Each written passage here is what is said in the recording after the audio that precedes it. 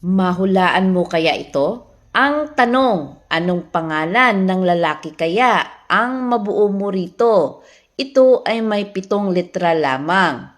Anong pangalan kaya ito? Subukan nga natin ang talas ng iyong memorya. Ito ay may 5 letra lamang. Ang tanong, ito ay pangalan ng isang babae dito sa Pilipinas. Mahulaan mo kaya kung anong pangalan ang nakakubli rito? Subukan nga natin ang talas ng iyong memorya. Ang tanong, ito ay isang pangalan ng isang babae na pwede rin itong gamitin ng isang lalaki. Ito ay may 4 na letra. Mahulaan mo kaya kung anong pangalan ang nakakubli rito? Subukan nga natin ang talas ng iyong memorya. Ito ay pangalan ng babae at ito ay pangalan ng buwan. Mahulaan mo kaya? Ito ay may 5 letra lamang. Subukan mo nga. Subukan nga natin ang talas ng iyong memorya. Ito ay pangalan ng isang babae. Mabuo mo kaya? Ito ay may 5 letra lamang. Anong pangalan kaya ng babae ito? Isa kang matalino na tao pag ito ay nasagot mo. Ito ay pangalan ng isang babae na may 4 na letra. Mahulaan mo kaya kung anong pangalan ang nakakubli rito? Matalino ka pag ito ay nasagot mo. Subukan natin ang talas ng iyong memorya. Ito ay may 5 letra lamang. Ang tanong, anong pangalan kaya ang nakakubli sa mga rambol?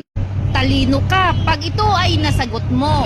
Subukan natin ang talas ng iyong memorya. Ito ay may 4 na letra. Mahulaan mo kaya? Ito ay pangalan ng isang babae. Subukan nga natin ang talas ng iyong memorya. Ito ay may 6 na letra. Mahulaan mo kaya kung ano ito? Ito ay isang uri ng pagkain na binabalot at ito ay masarap.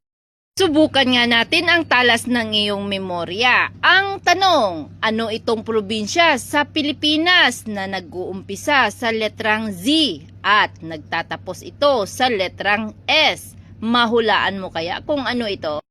Isa kang bright na tao pag ito ay nasagot mo. Ang tanong, anong lugar kaya ito na kilala bilang Goat Capital of the Philippines? Ito ay may 8 letra.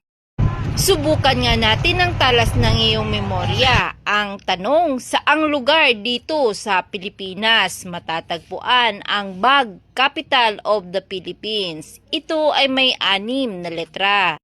Isa kang bright na tao pag ito ay nasagot mo. Ang tanong, anong lugar kaya ito na kilala bilang Goat Capital of the Philippines? Ito ay may 8 letra.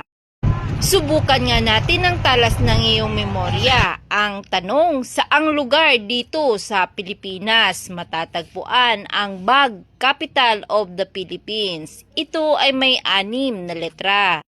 Subukan nga natin ang talas ng iyong memorya. Ang tanong, anong lugar kaya ito sa Luzon ang mabubuo mo sa mga letrang ito na kapangalan ng prutas? Mahulaan mo kaya?